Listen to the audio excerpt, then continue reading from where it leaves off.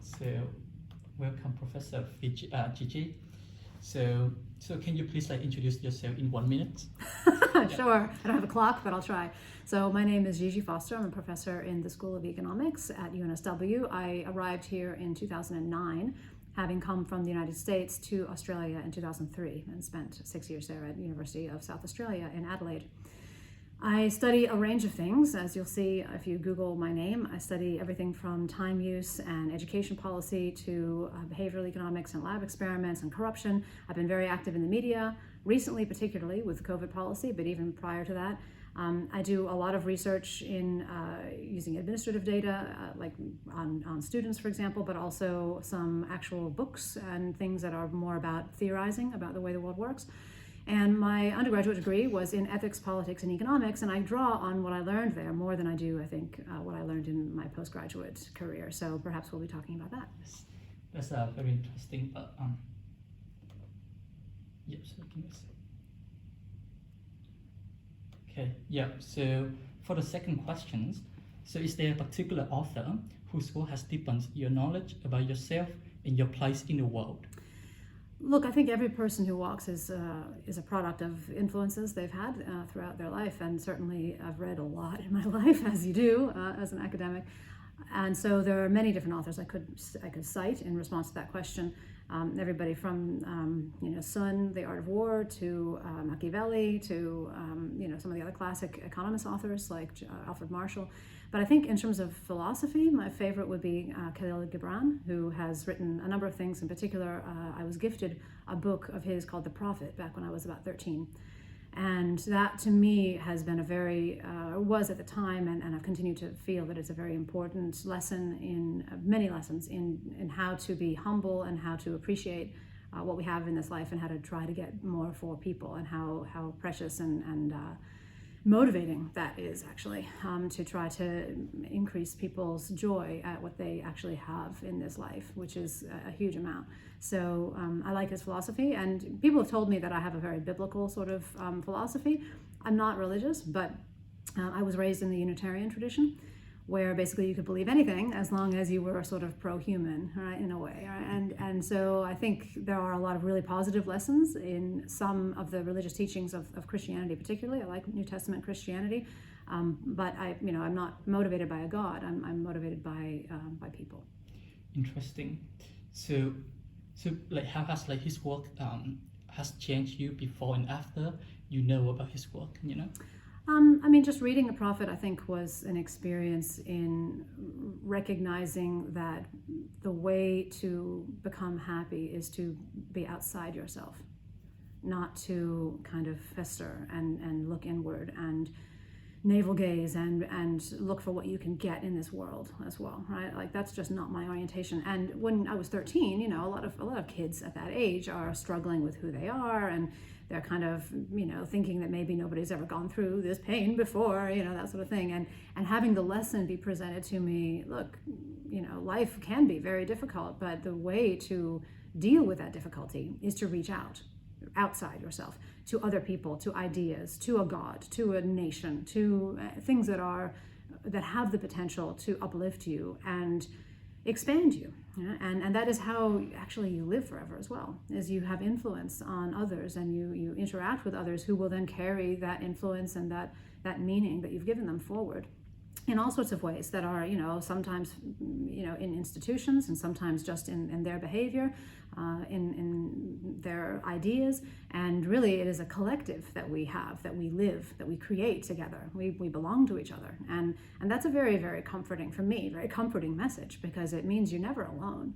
And even if you're the last person on earth, you have the memories of everybody who has been, and you are still the representative. You are the conduit for humanity, even at that point, even at that, horrifically, potentially lonely point. And so I think there's this great joy in realizing that, the path out of your suffering is to look outside yourself and look for what you can give, ultimately, right? That's something I sort of discovered a bit later, but I think that really provides, a path for deciding who you are, which is not just about looking inwardly and saying, well, I'm this and I'm that, and you've got to accept me as I am, and blah, blah, blah, right? Because that's kind of the culture we have today, is let me discover all the quirky things about me, put them on a table and say, you better accept me or else you're a bully or something, right? Or you're a bigot. I don't subscribe to that at all, right? I just don't.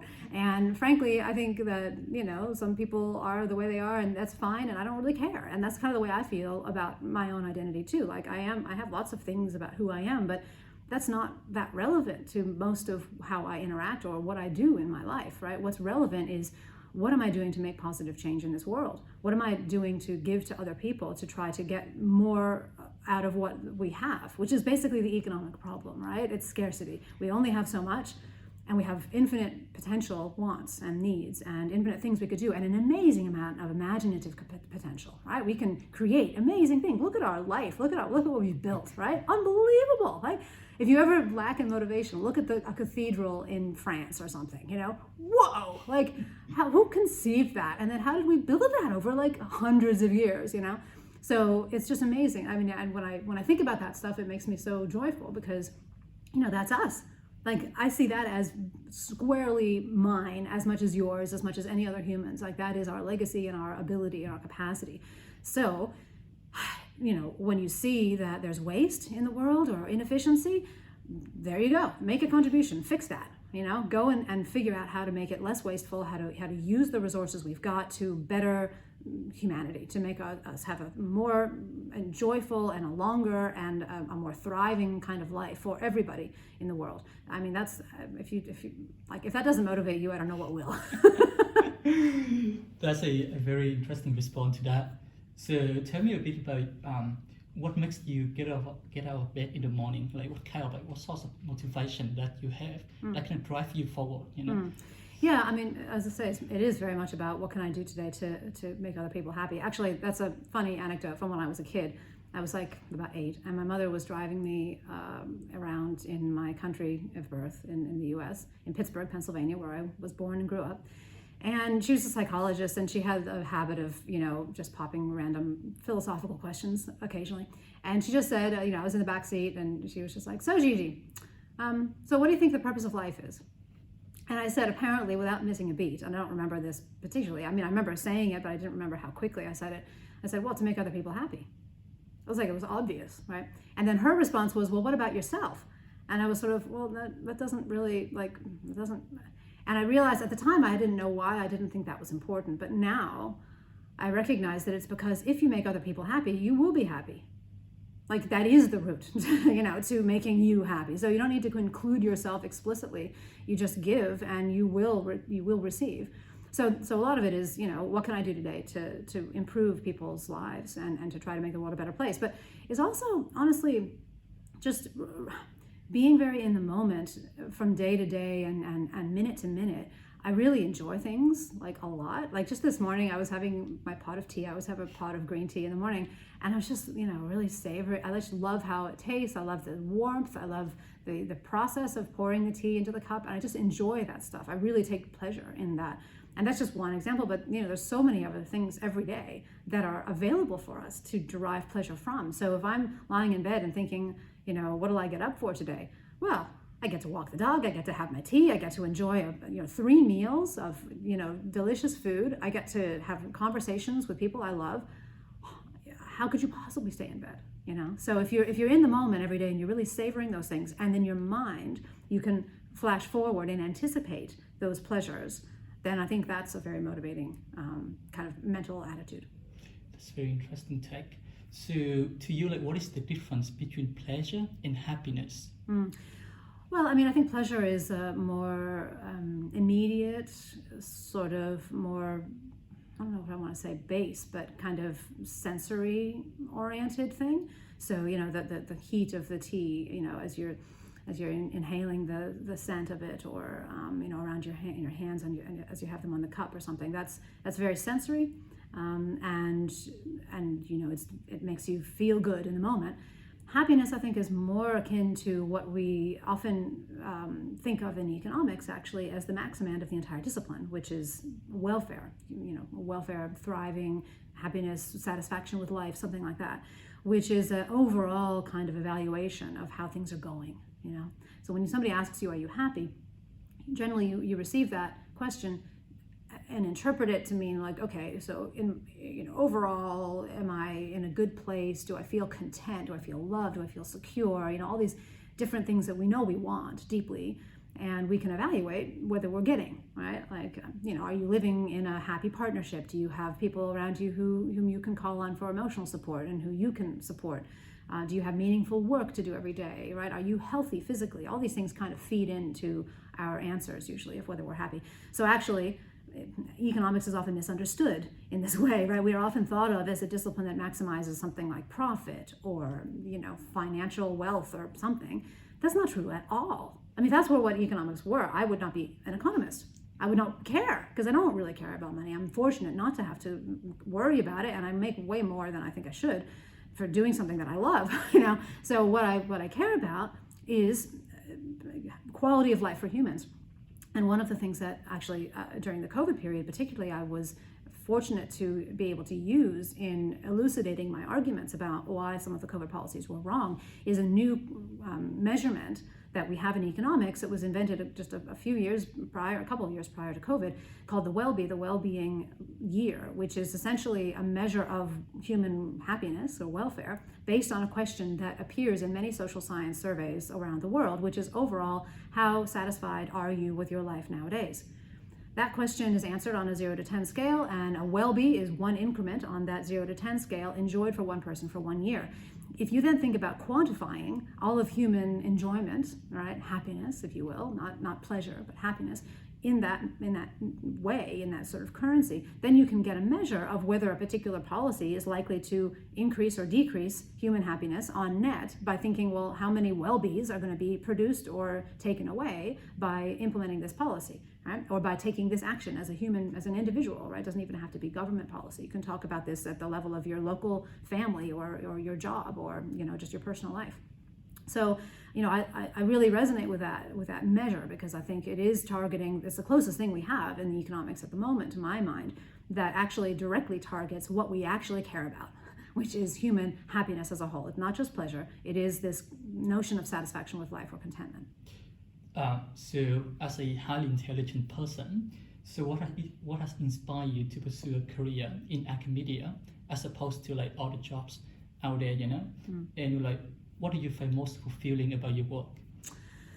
I actually never really wanted to, I was never thinking that I would be an academic when I was a kid, right? I thought I was going to be a dog breeder, because I love dogs, love animals and love dogs. Then I was going to be a translator for the UN, because I was very good at languages. So I was very good at French and Russian, and just generally had an aptitude for language, very musical. And then that sort of fell into piece, because I took a class in economics, actually, just on a whim. I happened to shop a lecture, and I just fell in love with the discipline, because I realized this is the discipline that's codified the way I already think about the world. Obviously I have to take more courses in this. But I was kind of sick of mathematics at that point, because I had taken all the advanced math in high school, and I just didn't see the point. I remember taking trigonometry and thinking to myself, why are we doing this? Nobody came in to describe, okay, if you want to build a bridge, you need to know this stuff, right? I was never motivated in that way with my classes, so I just didn't see the point.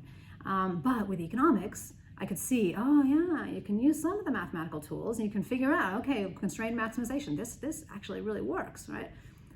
So I didn't take any more math, but I was really interested in where economics fit in the broader pantheon of social science. And so I took this degree, ethics, politics, and economics, that Yale was offering, which of course required me to take some philosophy and some political theory and some economics and no more math. But I had enough math from high school, so that was okay. And I was also very active in the performing arts. So I was dancing all through college and high school, and I was a stage director and stage manager and actress and singer and all sorts of stuff. So I had sort of a kind of split notion of what I might want to do when I got out of university, which was either go into the performing arts or do something with economics. And so I ended up getting 2 job offers. One was in the performing arts and one was in econ. It was in a human resource consulting firm called William Mercer in New York City. And I took that job mainly because it seemed like it probably led to a more stable career. Art is kind of variable, and you never really know, you're going to be a starving artist. I wanted to be able to be self-sufficient, so there's a bit of self-interest there. And I really liked the team that had offered me a job. So there's a bunch of PhD economists and psychologists actually working together to try to solve problems that their client firms had with their workforce. So I thought that sounded kind of useful. So I did that for a couple of years and discovered that I really don't like it when people tell me that I can't say something. Right? Really don't like that. So, when I would find something in the data and I'd be like, well, this seems to be what's going on. And they'd say, oh, the client won't like that. We better not say that. That really rubbed me up the wrong way. Really didn't like it. So I think I kind of learned over time that I need a job to suit me. I need a job that allows me to speak my truth, right? My mind. And so that intellectual autonomy was the main thing that ultimately drove me into academia. So after 2 years of work there, I did my PhD. And during the PhD, I thought maybe I'd go back to the consulting world, but I realized how great it was to be able to just do the research you want about the questions you think are important, not what some client tells you, not what some person who's basically just using your labor to advance their own agenda says you must do. I don't like that. I want to be able to be my own person, right? So academia really appealed. Today, what do I like? I love teaching, actually. I love interacting with young people and seeing their minds open a bit to different ideas. I love kind of pushing them a little bit outside their comfort zone and challenging them, but also trying to show them how joyful it is to think, right? How wonderful it is. Because today we have a culture that kind of teaches people that thinking is hard or dangerous or scary even, right? If you think too hard, you might discover that the world isn't as you seemed, and then that's going to be frightening, right? I just have none of that. And I think we should really push against that, because that is the way to create a nation of sheep and slaves. Yeah? And if we want to take charge of our life, of our institutions, and really be the stewards of our society that the Western tradition kind of compels us to be, then we really need to actually step up and think hard about stuff and not be afraid to do that, and not be afraid to make mistakes. Everybody makes mistakes. We also have a culture where you're not supposed to make any mistakes ever, right? That's ridiculous. That's anti-human, So we got to accept that we're going to mess up, and we got to trust the fact that we have these amazing brains that, if properly trained onto information coming in and used to critically evaluate that information, can deliver ourselves a better world. And that's our responsibility for ourselves, for our kids, for the rest of the future of the race. Amazing response. So after spending many years as an economist, tell me what is like economics, What is economics? Yes. I mean, that's defined in many different ways in different texts and different writings, and different economists will give you a different answer to that, right? So some economists today will say that it's something about identifying causal relations between, one thing and the other in order to make better policy or something. That's kind of very low level kind of perspective. Others will say it's about understanding the high level dynamics in a country that gives rise to recommendations in macroeconomic policy, like monetary or fiscal policy.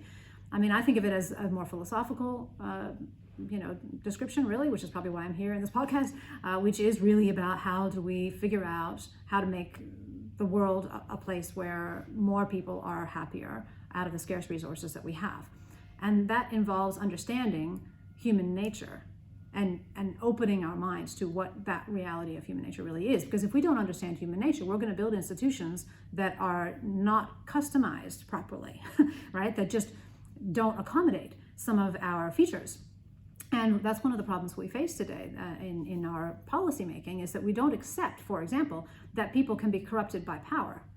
Right? We have this sort of notion of separation of powers, kind of antiquated. People think about it as like, oh, that's kind of cute, isn't it? Oh, separation of powers. No, that is fundamental, and we do not give it enough respect and attention in the way that we build our institutions in the society. Power is a hard drug.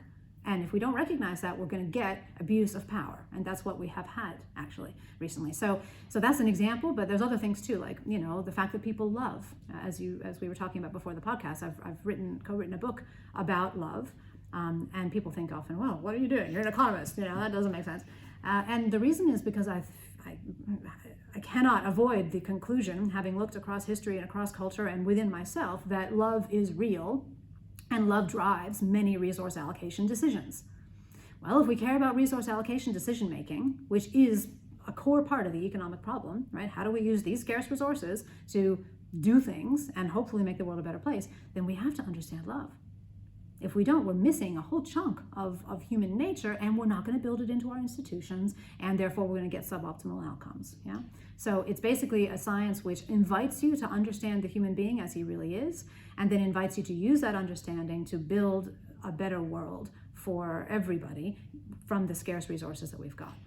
Yep. So what is your understanding of human nature based on your expertise, so apart from like the will to power or like love, so what are the features or characteristics that kind of like define human nature? That's a big question. I mean, I can only really scratch the surface, but I think some of the things I've touched on are definitely important in my conception of humanity. Greed is a basic one that I haven't mentioned, but you can always count on self-interest, right? Number one horse.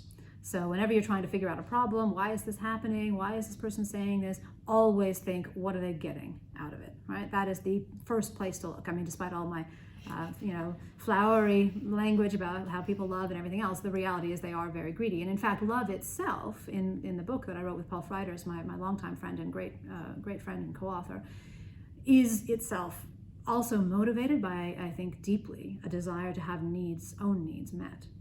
It's just a different strategy. So greed you might think of as a domination strategy, a strategy where you say, okay, I want that thing, I'm going to take it. Yeah. So that would describe theft, it would describe rape, it would describe many things where you just walk up and just do the thing you want, right? And the marketplace of exchange is not exactly that, because you are exchanging, you're trading, but there's no real emotive content to those exchanges. It's just everybody understands that everybody's in the market to satisfy his or her own greedy desires, and that's fine. And that's, in fact, we want competitive markets to try to increase welfare, right? It's good for people. Again, if you accept human nature, then you have to say, well, it's good for people to get things that they want, because they want those things. And greed is really important in our makeup. So we need to give people a mechanism to satisfy those desires in order for them not to run off the rails. So the marketplace is a great institution for allowing that. So greed is important, but love is a submission strategy instead of a domination strategy, also intended to satisfy the needs of the individual organism. So, when we capitulate to love, what we are actually doing is essentially attempting to bargain with the loved object. And the bargain says, if I adopt you as part of my identity in myself, because we also have a sense of identity, which is another thing about human nature. If I adopt you such that basically when you feel pain, I feel pain. When you feel joy, I feel joy, right? I've literally redefined in my head who I am by saying I'm partly you. Then how about you give me what I want? That's the bargain. And it's predicated on the notion that this other object, this love object, can satisfy needs, is capable of satisfying needs, and that it cannot be directly forced to satisfy those needs, right? So I can't just hold you by the neck and be like, you give me the thing, right? That's not going to work for some reason, right? So that's basically where our theory of love departs, is to say we think those are the ingredients of love, and we would love to have more researchers in social science take up the gauntlet and join with us in research of that, because I think that's one of the biggest parts of human nature that really not just economics, but most of social science is completely blind on. So those things, also our imagination, right? We have amazing potential to create and innovate, and our sort of fiddling with things, the engineers twitch it, right? And you're just like, oh, what's going on here, right? That kind of, always wondering how things work and wanting to try to make a better mousetrap, right? That serves us very well. That's a hugely important part of who we are, and it's basically the foundation of all growth, right? Innovation. So you need to make sure you preserve ways in which that can happen and be captured. Many things about our psychology, such as, again, the notion of identity, needing to have a positive image of ourselves. These things are also very motivating. And I could go on and on, but those are probably the biggest ones that strike me. So from your logic, is compassion also understood as a submission strategy? Compassion really arises from our nature as group animals who naturally are connected to each other, and also, of course, from our love and different degrees of love, right? So when you care about somebody else, even just because they're part of the human race, right, and you see them suffering, you feel bad because somewhere in you are connected, right? So again, it's this notion of identity and who am I really, right? You are not a rock All right, you are not an island. Nobody is, no matter how much they would like to be Robinson Crusoe, which is, by the way, how we depict humans in a lot of economics textbooks, which just shows you, how badly we depict people. I mean, how misrepresented people are in a lot of economic models. But you are not. You're programmed to be social, and so that means that inevitably you do have an identity which is bound up with others. Now, sometimes that identity can, not be malformed somehow. So you have autistic people, for example, or people who just don't have, some part of their brain is kind of not functioning in this sort of quote unquote normal way. So I'm talking about a kind of canonical, archetypal, normal quote unquote right person. Not to disparage anybody who has other problems, right? But just thinking about the average, right? Which is what you have to do in economics, right? You can't be catering to all of the little diverse ways in which things are, because the world is so complex, you'd never make any progress. You have to make progress. You have to have something that's tractable, which means you have to simplify, yeah? So I am simplifying hugely with all of this, right? But altruism is basically, an outgrowth of some type of love. And if you really doubt that you love, then ask yourself if you ever truly wish good for somebody else just because it's good for them, not because of anything about how it will make you feel to do an effort that will make them feel better, or not anything about how you will look when you're making that action, to yourself or to others, right? The way I often think about it is if you really want to know whether you love someone, ask yourself, would you be willing to give that person a kidney, knowing that A, they would, let's say, die without the kidney, B, the kidney would happen, would be taken out for you sort of immediately, and you would never know that you had actually given the kidney to that person. You just know, you'd wake up and then you wouldn't have one kidney. That person would never know it was you who had given the kidney, ever, right? And you know that giving the kidney would actually save their life, give them an extra 10 years of life or 15 years of life. Would you do it? Right? And then that's basically the purest sort of thought experiment of love that I can think of, where there's no possibility of just getting the self-image benefits or the other's image benefits or having them think well of you, or anything like that. And it's not thinking, I've been such a great person, and you can think about that your whole life. No, it's literally, I just care about that person's welfare. That's true love. And versions of that, and lesser versions, motivate a lot of our altruistic feelings and behaviors, I think. So how do you evaluate ethical dimensions of economic outcomes or policies? Well, I spoke earlier about the WELLBE, the well-being year, and so that's one currency that you could use to try to figure out which policy is best of a suite of policies, is which one gives you the most WELLBEs, right?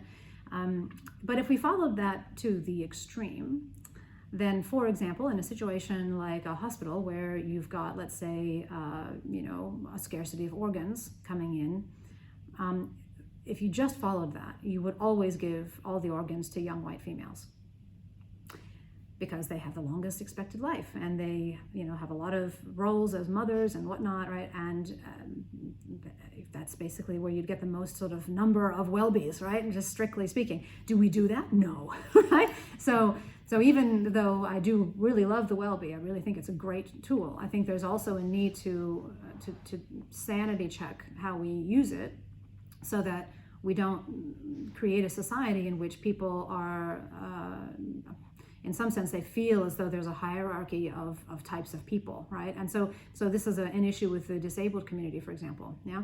So the WELLBE will report generally lower levels for people who are disabled than for people who are not disabled, because people living with a disability just have a lower quality of life generally, right? Now they can adapt a bit, right? But still, it's usually you have a little bit lower reports on those life satisfaction measures. Same thing for people who are depressed. Now one can make the argument, do those people then not matter as much, right? Like if you were going to kill one person, if you had to kill one person, would you always make sure you killed a disabled or a depressed person because you retain the happy people and that means you have more WELLBEs, right? So you can see how you get into these nasty, snarly ethical dilemmas, right, with it. And so I don't think that's to say that you should abandon the WELLBE, because we need something to use to guide our resource allocation decision making. If you don't use anything, then you're just flying blind. And that's a way to really screw up, right? But you also have to always temper whatever you use, whatever method you're using, always temper it with a compassion for different groups of people, different types of people who are suffering in ways that are maybe not captured perfectly by your measure, and understand that there's value sometimes in gifting a bit towards, other purposes, other values, such as the value of living in a society where people with a disability are just as respected as people who don't have disabilities, right? Another good example is abortion. People say, well, if you just care about well-bees, then you ban all abortions because you absolutely never want to stop a life that could then be lived and could give a whole life's worth of well-bees, right? That's fine until you recognize that that means creating a world in which half the population during their fertile years at least is at risk of basically becoming the vassal of the state for 9 months if they fall pregnant, right? You must have this baby. You must do this. Your body is now ours, right? Essentially, right? That's a very confronting feature of a society. So do we want to create a society in which that is the message we give to our women? Yeah? That would take away, arguably, from their quality of life, to know that that's the society that they are living in, right? And abortion's a really good one because there's morality on the either side, right? If you fall pregnant and the woman doesn't want to have the baby, every choice you have is amoral in a sense, right? The choice to stop the pregnancy is clearly amoral. The choice to force her to carry something in her body and then have to undergo a very, very stressful physical procedure, which will probably have damage, is also amoral. Yeah? So you're balancing an amoral against that's called being between a rock and a hard place, right? And there's no easy answer to that one, right? And so in that kind of scenario, again, it's interesting to think about what is the right position for our institutions to take, right? And we have this on many different moral questions, in euthanasia and gun rights and lots of things. And oftentimes I find myself very drawn to the kind of libertarian perspective, which is very similar to the economist perspective against central planning, which is that the guy on the street knows more about his situation and what is likely to yield a good outcome locally than anybody could at a central position, right? So somebody at the central position saying, you shall not have this, you shall not do this shall be banned, that's right. We see what's happened during COVID with that kind of nonsense, right? And that's also, the centrally planned economy does that with, you must produce this and you must produce that and blah, blah, blah. And it ignores the local signals. And generally speaking, that kind of system gets worse outcomes for people than the decentralized system. There are other problems with a decentralized system, right? Then it's not like it's perfect, but as a general principle, that tends to be, I think, a good rule of thumb. So if you can, in a situation, leave more decisions up to the guy on the street, generally that's a pretty powerful mechanism of drawing up the local information that will really help you make good decisions for people. What can I say? So how can your view be used to improve our society, but simultaneously, how can it be potentially abused to negatively affect our society? This is economics in general? Yes. Well, a good economist, and there are many of them still, a lot of them are working for governments in the back rooms of the treasuries and stuff like this. A good economist will evaluate policy for its potential to help people. To make a positive change in the world through all the ways that I've been talking about, using techniques like the cost-benefit analysis technique, where you ask, okay, here's this policy, what are the likely costs, what are the likely benefits? You're never dealing with complete information, so you have to make best guesses. You do so as objectively as you can. You take input from across the society about different groups who are going to be affected and different ways in which they're going to be affected. You look at the whole time scale of the entire policy, right? This is how you should do it.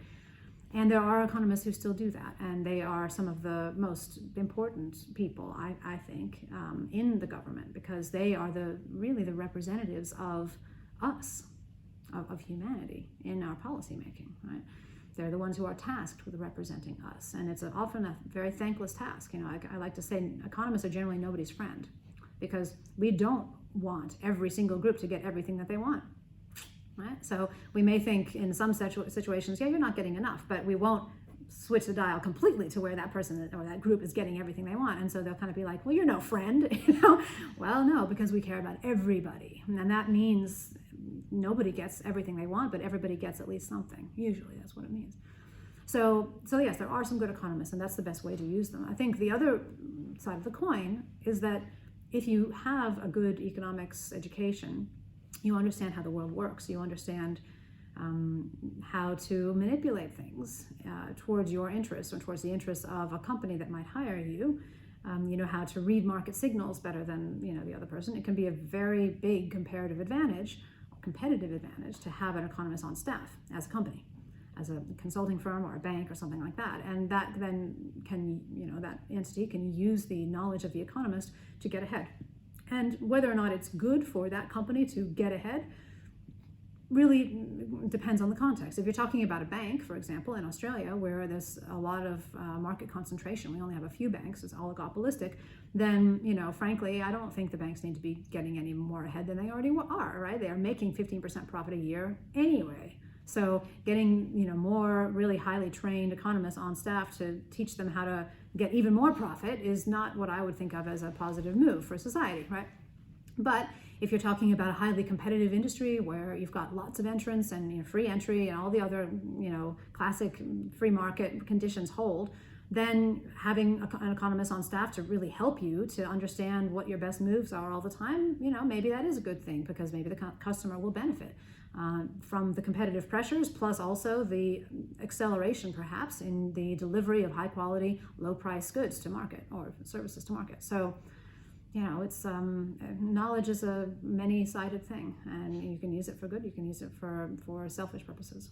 I see. So for the last questions, what advice would you give to your younger self and why? Or to people who just start out in this new field like economics? Yeah, so advice to young people is hard these days because our discipline has become very much obsessed with publication in high-quality journal articles, and getting grants and things like that, making yourself look good, basically, and publishing in outlets which are often not actually the reading fodder of people who are making real resource allocation decisions in the real world, right?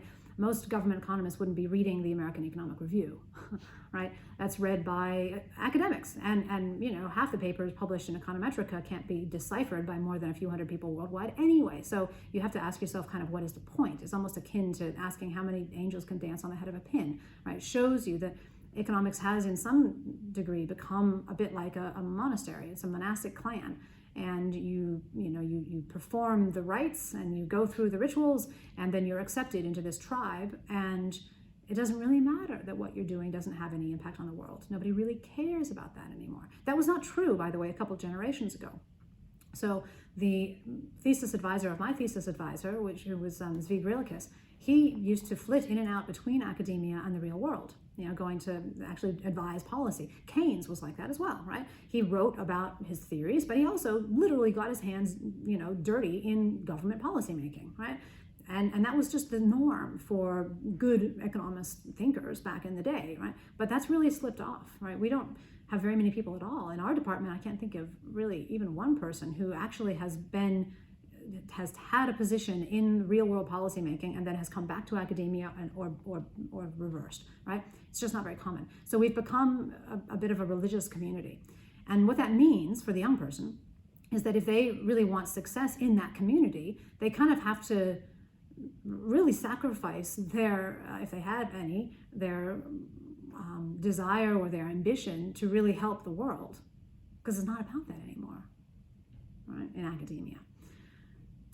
So that's a real problem, because when I went into economics, that was what I wanted, and I've been able to somehow eke out an academic life for myself doing that. And my strategy is basically the strategy I would recommend to the young person today, who really does want to help the world, right? If you're talking about an ambitious young person who really just cares about success in a particular field, fine, go for your life, right? Just, do your thing in the academic world, and if it doesn't bother you that your activities won't really have a meaningful impact on the real world, then fine. But if you care about having an impact on the real world, I would say you need to please the beasts to some extent, but you also want to preserve, your true nature and not have your spirit crushed out of you by that system. And so what I did was to pursue a two-pronged strategy. So on one hand, I churned out papers that were, technical, and I had, peer effects, algorithm generation, and, new ideas and how to do random technical stuff, which is incredibly boring to me now, but I did that. And they got published pretty well, and that was fine. And I continue to, publish papers when I need to, in reasonable journals that show that I can do technical stuff.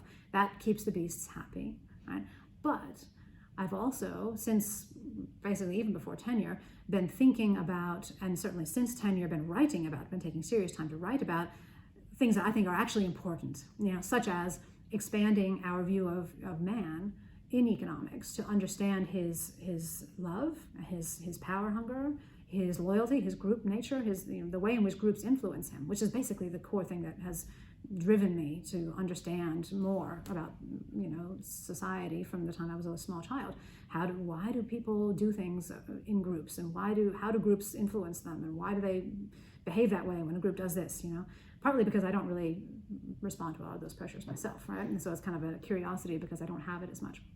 So having that two-pronged strategy really helped me, because then you can get your rewards. Maybe it take you a little longer to get to a professor level or whatever, but you'll eventually get there if you keep pleasing the beasts, and at the same time you won't have basically stripped yourself of your spirit and your motivation for going into economics in the first place by continuing to write about things you think are really important.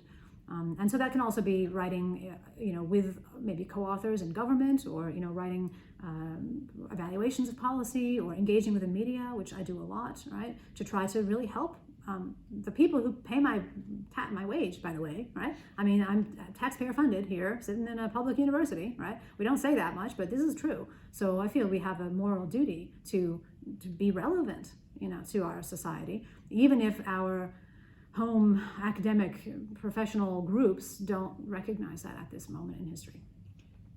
That's a very interesting answer. But that is also the wrap up for today. Again, thank you, Professor, for coming with us. It's my pleasure. Yeah. Thank you for having me. Thank you.